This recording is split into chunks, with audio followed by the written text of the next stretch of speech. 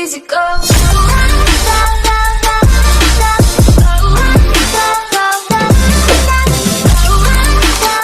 Easy go.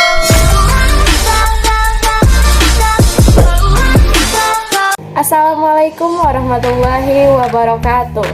Saya Zakia Putri Zahra, NPM 2111010158 dari Fakultas Tarbiyah dan Keguruan, Program Studi Pendidikan Agama Islam, Universitas Islam Negeri Raden Intan Lampung. Di video kali ini, saya memiliki 3 pokok pembahasan. Yang pertama, sejarah perkembangan bahasa Indonesia. Yang kedua, kedudukan dan fungsi bahasa Indonesia. Dan yang ketiga, penulisan karangan. Baiklah, langsung saja pada pokok pembahasan yang pertama, yaitu sejarah perkembangan bahasa Indonesia. Sejarah singkat.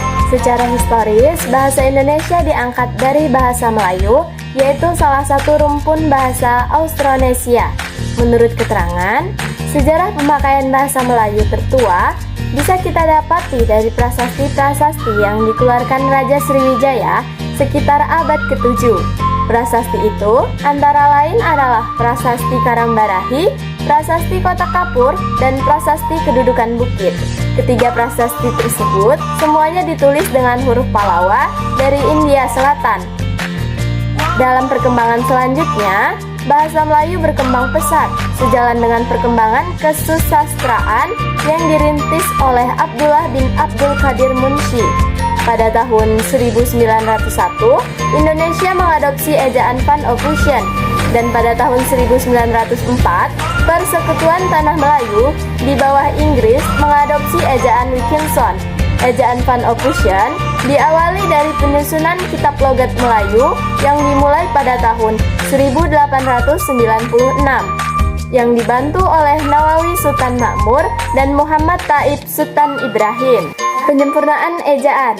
Dalam sejarah perkembangan bahasa Indonesia, ada 4 penyempurnaan ejaan. Yang pertama, ejaan Van Ophusen. Ejaan ini merupakan ejaan bahasa Melayu dengan huruf Latin.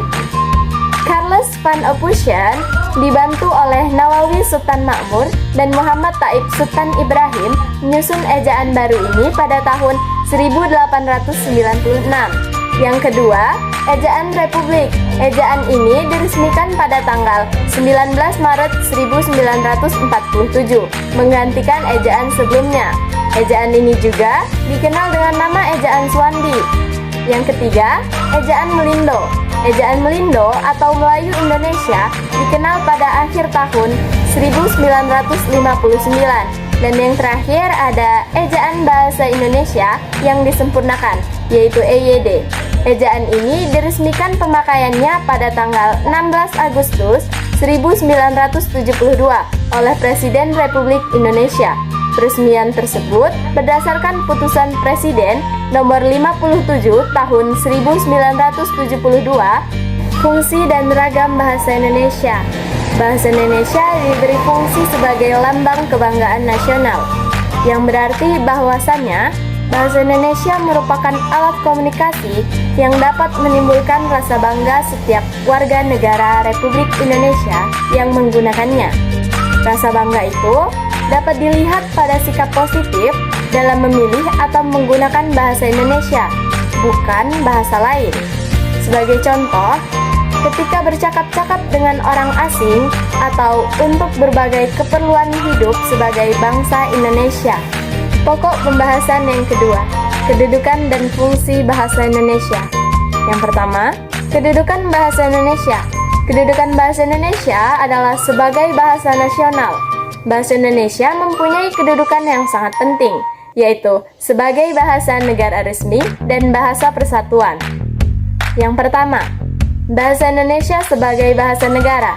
Sebagai bahasa negara, bahasa Indonesia berfungsi sebagai lambang kebanggaan kebangsaan, bahasa resmi kenegaraan, bahasa pengantar di dalam dunia pendidikan, alat perhubungan pada tingkat nasional, dan alat pengembangan kebudayaan, ilmu pengetahuan, serta teknologi.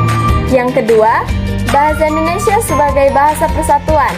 Sebagai bahasa persatuan, bahasa Indonesia juga berfungsi sebagai lambang kebangsaan nasional, lambang identitas nasional, dan alat untuk menyatukan bangsa dengan latar belakang sosial budaya dan bahasanya masing-masing.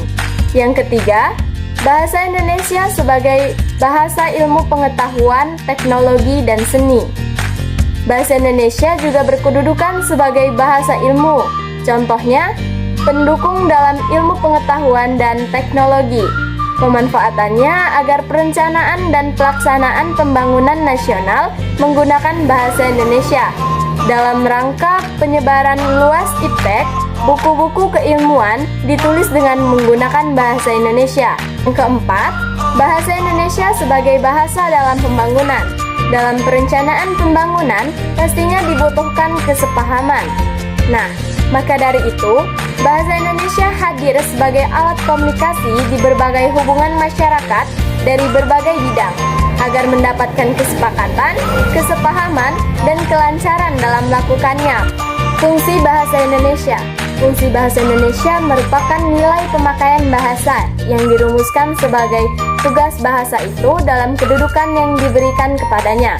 Fungsi bahasa yang utama yaitu sebagai fungsi komunikasi yang berlaku bagi semua bahasa. Fungsi bahasa Indonesia secara umum ada 4. Yang pertama, alat ekspresi diri. Pada awalnya, bahasa digunakan oleh seorang ketika masih kanak-kanak untuk mengekspresikan kehendaknya atau perasaan dan pikirannya pada sasaran yang tepat, yakni orang tua atau orang-orang yang ada di sekitarnya. Sebagai alat untuk mengungkapkan perasaan atau mengekspresikan diri, mampu mengungkapkan gambaran yang dimaksud, gagasan, dan perasaan. Yang kedua, alat komunikasi. Dalam perkembangannya, sebagai alat ekspresi diri, bahasa digunakan untuk alat berkomunikasi kepada lingkungan di masyarakat luas. Seseorang yang ketika berbicara harus memperhatikan lawan bicaranya, agar lawan bicara kita tersebut mampu menerima gagasan, pikiran, dan juga perasaan yang kita ungkapkan. Yang ketiga, sebagai alat berintegrasi dan beradaptasi sosial. Sebagai alat integrasi nasional, bahasa Indonesia memiliki sifat-sifat potensial, yakni bahasa Indonesia telah terbukti dapat mempersatukan bahasa Indonesia yang multikultural. Yang kedua, bahasa Indonesia bersifat demokratis dan egaliter. Yang ketiga, bahasa Indonesia bersifat terbuka atau transparan. Dan yang keempat, bahasa Indonesia sudah mulai mendunia. Pada saat beradaptasi di lingkungan sosial, seseorang akan memilih bahasa yang digunakan tergantung situasi dan kondisi yang dihadapi. Seseorang akan menggunakan bahasa yang non-standar pada saat berbicara dengan teman-teman dan menggunakan bahasa standar pada saat berbicara dengan orang tua atau yang dihormati. Dengan menguasai bahasa suatu bangsa, memudahkan seseorang untuk berbaur dan menyesuaikan diri terhadap lingkungan. Dan yang keempat ada sebagai alat kontrol sosial. Bahasa Indonesia sangat efektif dijadikan sebagai alat kontrol sosial. Kontrol sosial dengan bahasa dapat dilakukan dengan lisan maupun tertulis. Secara lisan, kontrol sosial dapat ditemukan dalam bentuk ceramah, dakwah, pembinaan, dan lain sebagainya. Sebagai alat kontrol sosial, bahasa juga digunakan sebagai peredam emosi seseorang. Misalnya ketika seseorang sedang merasa marah, bahagia, maupun sedih. Seseorang dapat menuangkan segala perasaannya dalam sebuah tulisan. Cara tersebut sangat efektif karena menulis telah terbukti dapat meredakan emosi secara berangsur, dan karena itu realitas perubahan sosial tidak akan terlepas dari bahasa. Dengan kata lain, bahasa memungkinkan terjadinya gejolak dan perubahan kontrol sosial pada suatu masyarakat. Pokok pembahasan yang ketiga, penulisan karangan. Karangan adalah suatu karya tulis hasil dari kegiatan seseorang untuk mengungkapkan gagasan dan menyampaikan melalui bahasa tulis kepada pembaca untuk dipahami. Adapun pengertian karangan menurut sumber lain adalah hasil penjabaran suatu gagasan secara resmi dan teratur tentang suatu topik pokok bahasan. Karakteristik karangan. Karakteristik karangan merupakan suatu karangan atau tulisan yang diperoleh sesuai dengan sifat keilmuannya dan didasari oleh hasil pengamatan peninjauan, penelitian dalam bidang tertentu, dan disusun secara metode tertentu dengan sistematika. Adapun 4 aspek yang menjadi karakteristik utamanya, yaitu yang pertama struktur sajian, kedua komponen dan substansi, ketiga sikap penulis, dan yang terakhir penggunaan bahasa yang digunakan dalam karya ilmiah. Jenis-jenis karangan. Yang pertama ada deskripsi. Deskripsi itu merupakan suatu bentuk karangan yang melakukan sesuatu sesuai dengan keadaan yang sebenarnya. Yang kedua narasi atau pengisahan. Teks narasi adalah karangan cerita yang menyajikan serangkaian peristiwa kejadian dan disusun secara kronologi sesuai dengan urutan waktunya. Yang ketiga, eksposisi atau pemaparan. Teks eksposisi merupakan paragraf atau karangan yang terkandung sejumlah informasi dan pengetahuan yang disajikan secara singkat, padat, dan akurat. Argumentasi atau pembahasan. Paragraf argumentasi atau paragraf bahasan adalah sebuah tulisan berisi pendapat disertai dengan data dan fakta sebagai alasan atau bukti nyata untuk membuktikan kebenaran dari suatu pendapat. Karangan persuasi adalah karya tulis berisi ajakan-ajakan kepada para pembaca untuk melakukan atau mempercayai suatu hal. Tahap penulisan karangan. Ada 4 tahapan untuk menulis karangan. Yang pertama, penentuan topik.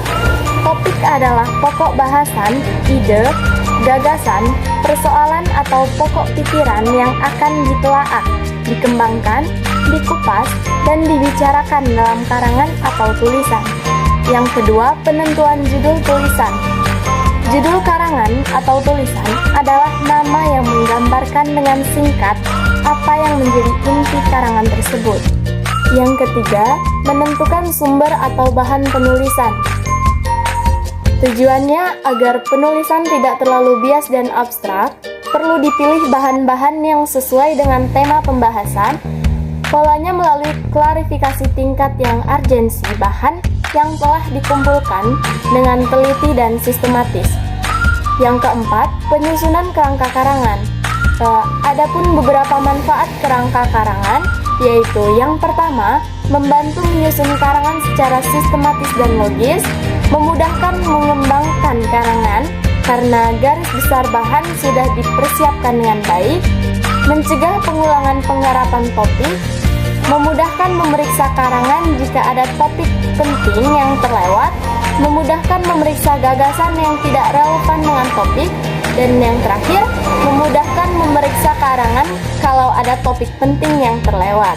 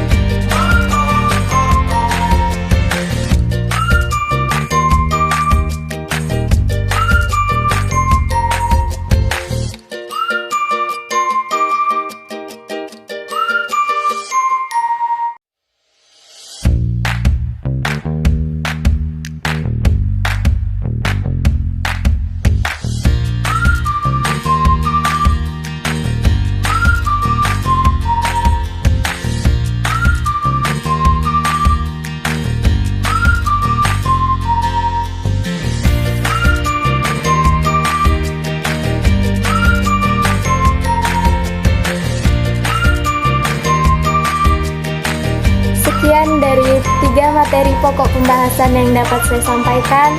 Semoga bermanfaat. Wallahu muwaffiq ila aqwamit thoriq. Wassalamualaikum warahmatullahi wabarakatuh. Peace.